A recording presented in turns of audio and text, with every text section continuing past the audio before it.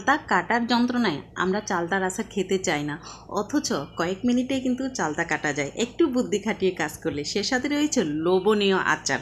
আসসালামু আলাইকুম রহমতুল্লাহ। আমার প্রিয় ভিউয়ার্স, কেমন আছেন সবাই? আশা করি সবাই ভালো। আজকে আমি আপনাদের সাথে শেয়ার করব দ্রুত কীভাবে চালতা কাটা যায়, সেই সাথে লোভনীয় আচার। এখানে আমি একটা চালতা নিলাম। ভিউয়ার্স, চালতাটাকে কী করবেন, যেটা মুখ আপনারা দেখতেছেন ওই বরাবর যদি সমান করে দুভাগ করেন, তারপর আবার সে বরাবর যদি সমান করে 4 ভাগ করেন, আর যে শক্ত যে আঠিটা থাকে সেটা যদি ফেলে দেন, আমি মনে করব যে একদম 1-2 সেকেন্ডে আপনারা কিন্তু চালটাটাও খোসা আলাদা আলাদা করতে পারবেন। দেখুন, ম্যাজিকের মতো কিন্তু এটা ছুটে যায়। আর একটা কথা আপনাদের সাথে শেয়ার করি ভিউয়ার্স, চালতা কাটার পর চালতাটাকে ধুতে যাবেন না, কেননা তখন কিন্তু একটা আঠা আঠা যে ভাব থাকে সেটা কিন্তু বেরিয়ে যাবে। তখন কিন্তু চালতা কাটতে গেলে কিন্তু খুবই কষ্ট হবে, কাটতে তো একদমই পারবেন না, অযথা আরও অনেকটাই সময় চলে যাবে। তাই চেষ্টা করবেন চালতাটা একদম সম্পূর্ণভাবে কেটে তারপর চালতা ধুয়ে নিতে। তখন কিন্তু যে আঠা আঠা ভাব থাকে সেটা কিন্তু ঝাঁকনির মধ্যে ঝাঁকিয়ে ধুলেও কিন্তু এটা চলে যায়। তো ভিউয়ার্স, আপনারা দেখেছেন কিভাবে আমি দ্রুত এই খোসাগুলো ছাড়িয়ে নিয়েছি। একদম অল্প সময়ের মধ্যে কিন্তু খোসা ছাড়ানো যায়। সেই সাথে আমার হাতেও কিন্তু কোনো আঠা আঠা ভাব লাগেনি, কেননা আমি শুকনো অবস্থায় কিন্তু এটাকে কিন্তু আমি ছুটে নিয়েছি।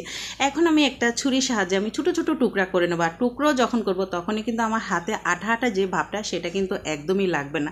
তাই ভিউয়ার্স, আমি বলবো চালতা জিনিসটা এভাবে পিস করার পর কিন্তু আপনারা ধুতে যাবেন না, তাহলে কিন্তু অনেকটাই কষ্ট বেড়ে যাবে।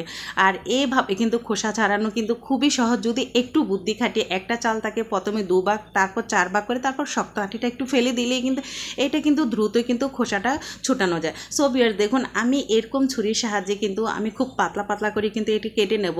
আপনারা চাইলে একটু পাতলা বা একটু মোটা এরকম সাইজেরও করা যায়, বাট আমি মনে করি চালতা এমন একটা জিনিস, এটা একেবারে মোটা করলে কিন্তু ভালো লাগে না, পাতলা করলে এখানে যে আঁশার যে একটা জিনিস থাকে সেটা কিন্তু খেতে কিন্তু খুবই ভালো লাগে।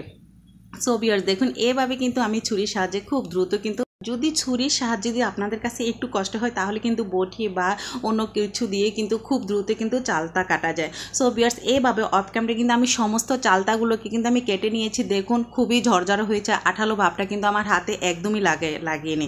এখন ভিউয়ার্স আমি কি করব, অফ ক্যামেরায় একটা ঝাঁকনার সাহায্যে আমি এটাকে কিন্তু খুব ভালো করে কিন্তু কষলে কিন্তু আমি ধুয়ে নেব। আরেকটা কথা শেয়ার করি, চালতা জিনিসটা কিন্তু কখনো পানিতে ভিজিয়ে রাখবেন না। চালতা পানিতে ভিজালে চালতা কিন্তু আঠা আঠা ভাবটা বেড়ে যাবে। ভিউয়ার্স, আমার চালতা কিন্তু ধোয়া শেষ। এখন আমি সোজা চলে আসলাম কিচেনে।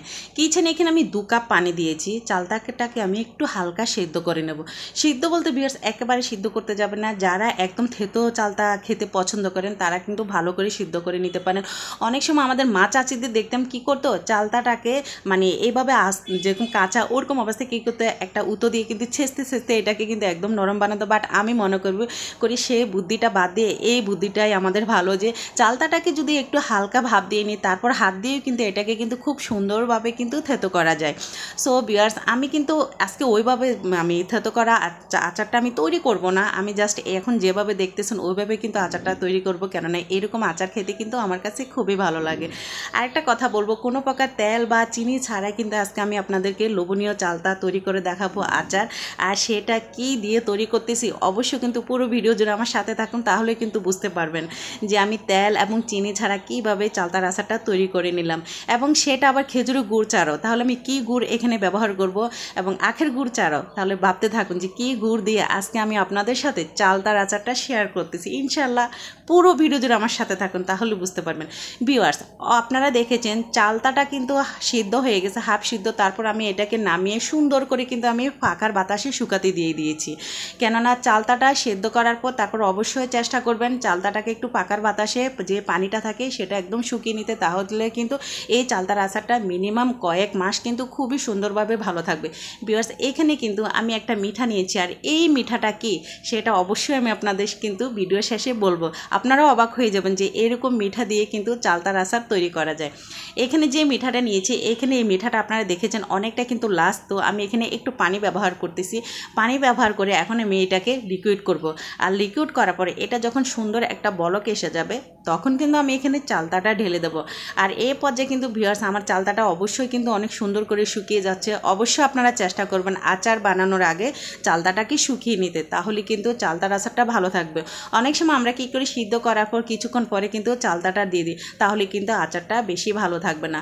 আপনারা দেখুন আমার এই চালতাটা মাশাআল্লাহ খুব ভালো কিন্তু সেদ্ধ হয়েছে। আর এটা যেরকম সিদ্ধ হয়েছে আমি যখন আচারটা তৈরি করবো আপনারাও দেখবেন এটা কিন্তু এরকমই থাকবে, এটা একেবারে কিন্তু নরম হবে না। সো ভিউয়ার্স এভাবে কিন্তু আমি সমস্ত চালতাগুলো কিন্তু এখানে দিয়ে দেবো। আর এখানে যে মানে গুড়টা আমি দিয়েছি এটা কিন্তু এরকম লিকুইড থাকা অবস্থায় আমি দিয়ে দিচ্ছি, কেননা চালতার মধ্যে যদি সমস্ত উপকরণগুলো যদি ঠিকভাবে না যায় তাহলে কিন্তু চালতার আচার খেতে কিন্তু একদমই ভালো লাগবে না। ভিউয়ার্স চালতা এমন একটা জিনিস, এটা ভর্তা বলেন, আচার বলেন, রান্না বলেন, সব কিছুতে কিন্তু চালতা চমৎকার একটা কাজ করে।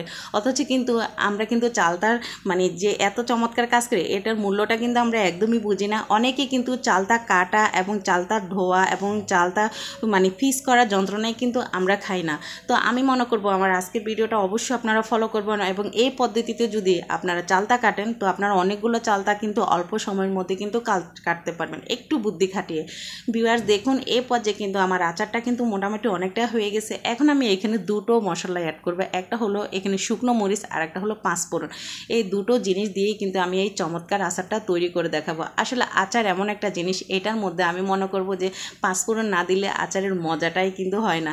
সো ভিউয়ার্স পাঁচফোড়নটা আপনারা খেয়াল করেছেন আমি কিন্তু একটু আস্তে আস্তে রেখেছি, এরকম পাঁচফোড়নটা খেতে কিন্তু অসাধারণ লাগে যখন মুখে একটু একটু লেগে যায়। তো ভিউয়ার্স দেখুন এইটা কিন্তু অনেকটা আঠালো আঠালো একটা ভাব হয়ে গেছে, তা আরেকটু যখন এটা শুকিয়ে যাবে তখন কিন্তু আমি এটাকে নামিয়ে নেব। আর এই অবস্থায় চুলের হিটটা কিন্তু লোতে রাখবেন, তাহলে চালতার ভিতরে কিন্তু সমস্ত উপকরণগুলো কিন্তু খুব সুন্দরভাবে যাবে। সো ভিউয়ার্স আপনারা দেখুন এটা কিন্তু মোটামুটি অনেকটাই শুকিয়ে গেছে।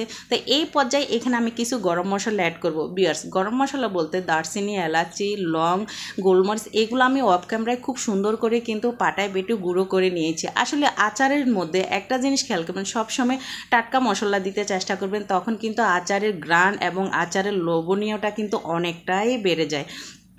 সো ভিউয়ার্স দেখুন এই গরম মশলাটা কিন্তু আমি অফ ক্যামেরায় তৈরি করে নিচ্ছি, আপনারা চাইলেও কিন্তু এটা এভাবে তৈরি করে দিতে পারেন। আর এই পর্যায়ে মশলাটা দিয়ে কিন্তু আমি চুলাটা একদমই বন্ধ করে দেবো, কেননা এই মশলা দেওয়ার পর কিন্তু চুলাতে আচার রাখার কোনো প্রয়োজন নেই। আমি কিছুক্ষণের জন্য নেড়ে চেড়ে তারপর কিন্তু আমি এটাকে নামিয়ে ফেলবো। নামার ফল কিন্তু এটা কিন্তু আর অনেকটাই কিন্তু মাখা মাখা হয়ে যাবে। এখন যেরকম দেখতেছেন এটা কিন্তু একদমই এরকম থাকবে না। দেখুন বেশ সুন্দর একটা কালার, কোনো প্রকার কালারিং ছাড়াই কিন্তু সঠিক কালারটা আমি আপনাদের সাথে শেয়ার করতে চেষ্টা করেছি। ইনশাল্লাহ আপনাদের ভালো লাগবে। আমার আজকের ভিডিওটা যদি আপনাদের একটু ভালো লেগে থাকে তাহলে অবশ্যই কিন্তু লাইক দিয়ে ভিডিওটা কন্টিনিউ করবেন, সেই সাথে শেয়ার করতে একদমই ভুলবেন না। আপনাদের একটা শেয়ার আমার অসংখ্য আপু এবং ভাইদের কাছে আমার এই ছোট্ট ভিডিওটা কিন্তু পৌঁছে যাবে এবং তাদেরও হয়তো বা একটু উপকৃত হতে পারে আমার এই ছোট্ট ভিডিওটা দেখে। ভিউয়ার্স দেখুন আমি কিন্তু মানে চুলা থেকে নামানোর প্রায় 5 থেকে 6 মিনিট পর কিন্তু আমি এই ক্যামেরার সামনে আবার নিয়ে আসলাম। দেখুন এটা কতটাই আটা হয়েছে এবং কতটাই লোভনীয় হয়েছে। আর এভাবে ঠান্ডা করে বয়ামের মধ্যে রাখবেন, মিনিমাম 6 মাস কিন্তু আপনারা এটা অনায়াসে খেতে পারবেন। চেষ্টা করবেন চালতাটা অবশ্যই শুকিয়ে নিতে, তাহলে কিন্তু আচারটা ভালো থাকবে, না হলে কিন্তু বেশি দিন ভালো থাকবে না, 1 মাসের বেশি এই আচার রাখা যাবে না। সো ভিউয়ার্স কথা বলতে আমি কিন্তু ভিডিওর একদম শেষ পর্যায়ে চলে এসেছি আর আপনাদের দেখিয়ে দিলাম এভাবে যদি আচার বানান লোভ কি সামলাতে পারবেন, একদমই না। যাই হোক আমি কিন্তু অফ ক্যামেরায় 2-3টা আমি খেয়ে নিয়েছি আমার কাছে। আর ভিউয়ার্স এই গুড়টা কিসের গুড় এখন বলতেছি, এটা হলো তালের গুড় দিয়ে আমি তৈরি করেছি। আল্লাহ হাফেজ।